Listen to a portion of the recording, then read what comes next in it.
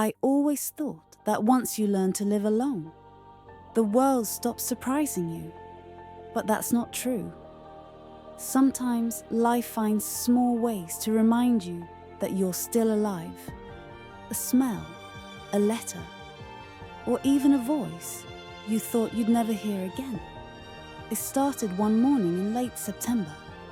The air had turned crisp, the kind that carries both the memory of summer and the promise of winter. When I opened the front door to get the mail, there was a small brown package on the step. No return address, just my name. Maggie Hollis. Inside, wrapped in old newspaper, was a camera, a Polaroid, and a note that said, "You used to love capturing things before they faded." No signature. For a long moment, I just stood there, staring at it. Frank had given me a similar camera for our anniversary back in 1989. Could this be his? Or someone who knew? I didn't know whether to be frightened or grateful. That night, I put the camera on the kitchen table. I couldn't sleep. Memories have a way of waking you up even when your body begs for rest. So I made coffee and sat by the window, watching the streetlights flicker. The camera just sat there, silent, waiting, like it had its own heartbeat. The next morning, I took it with me to the library. It felt strange, holding something that belonged to another time. While shelving books, I noticed an elderly man sitting by the reading window. He looked up, smiled, and said, "You don't see many of those anymore?" I smiled back. "I guess I'm a bit old-fashioned." He chuckled softly. "No, just someone who remembers." That line stayed with me. Someone who remembers. I realized that's what I'd been doing all this time.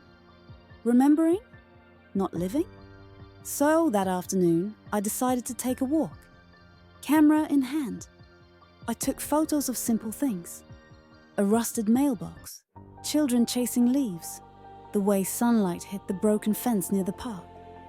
Each picture felt like reclaiming a small piece of myself.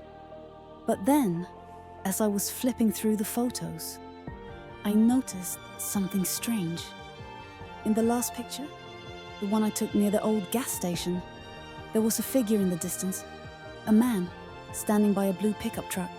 Faded, blurry, but familiar. Too familiar.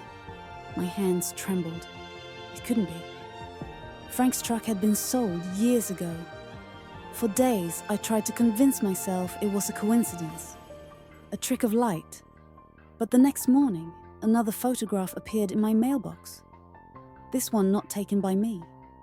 It was the same street corner, from another angle, and written on the back were just 3 words. "Still here, Maggie." I didn't know whether to cry or laugh. Part of me wanted to believe it was Frank. Another part feared that hope was just another cruel form of memory. Lisa called that evening. She sounded different, older, calmer.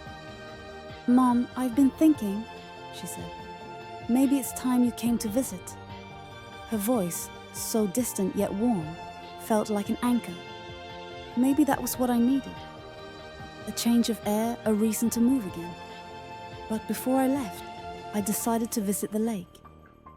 The place where Frank and I used to go when words failed us. The trees had already begun to shed their leaves. The water was still, catching the last colors of the sun. I sat on the bench, the camera resting in my lap. And for the first time in years, I whispered out loud, "Frank, if you're still out there, I hope you found peace." At that exact moment, the camera clicked on its own. The sound startled me. I hadn't pressed anything. The film slid out, blank at first. Then slowly, an image began to form. It wasn't the lake. It was my living room, my chair, my coffee cup. Taken from the doorway. Someone had been there. I froze. Not out of fear, but recognition. Because somehow, I felt calm, like a part of me already knew. When I got home that night, the porch light was flickering. On the table inside, there was a new letter. No stamp, no envelope. Just a single page with handwriting I hadn't seen in years. Thank you for remembering me. Now it's time to start living again.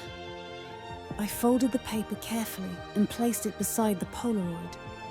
Then I turned off the lights, opened the window, and let the cool night air in.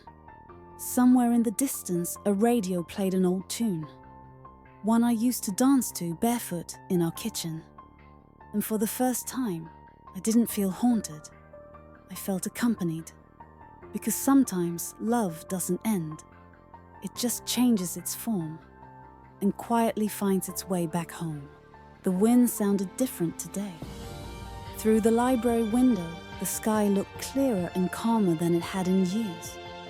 For a moment, I felt something stir inside me. That small, fragile thing called hope. But this time, hope wasn't about returning. It was about letting go. Early in the morning, the mailman knocked on the door. A small envelope, tied with a string. The handwriting was familiar. Lisa's.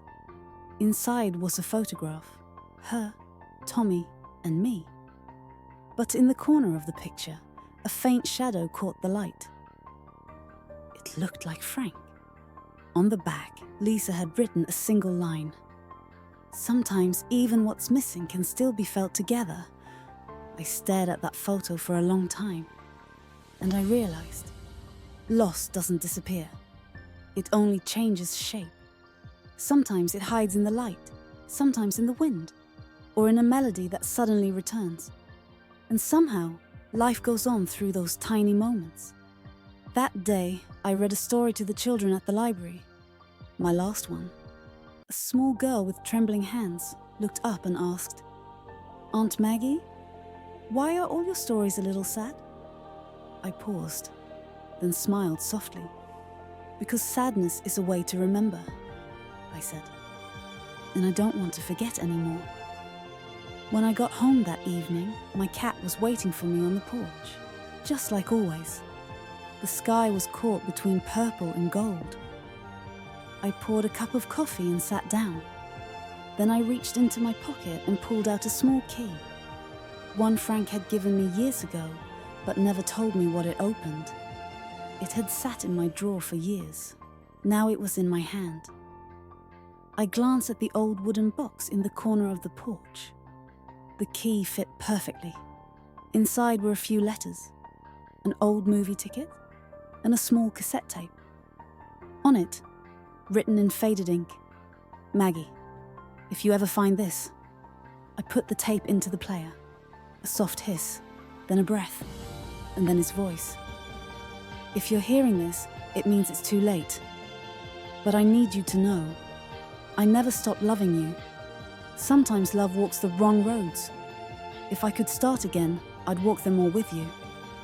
The tape stopped, but the sound of his voice seemed to echo through the walls.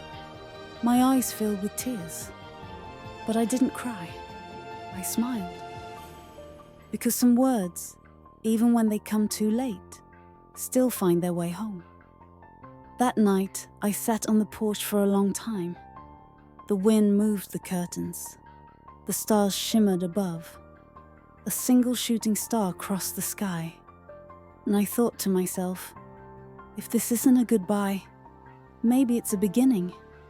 I finished my coffee and went inside, turned off the light.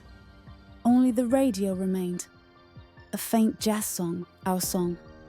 My cat climbed onto the windowsill, watching the night. I looked too, and for a split second, I saw a figure standing at the edge of the porch. Maybe it was a trick of the light, or maybe a memory, but it was there. I smiled, because sometimes even the ones who have gone still remain. By morning, I left a small note on the table. Some stories end, but they keep being told. Then I closed the door behind me and stepped outside. The road was quiet, but inside me, a voice whispered, soft, familiar, peaceful. Everything's going to be all right, Maggie.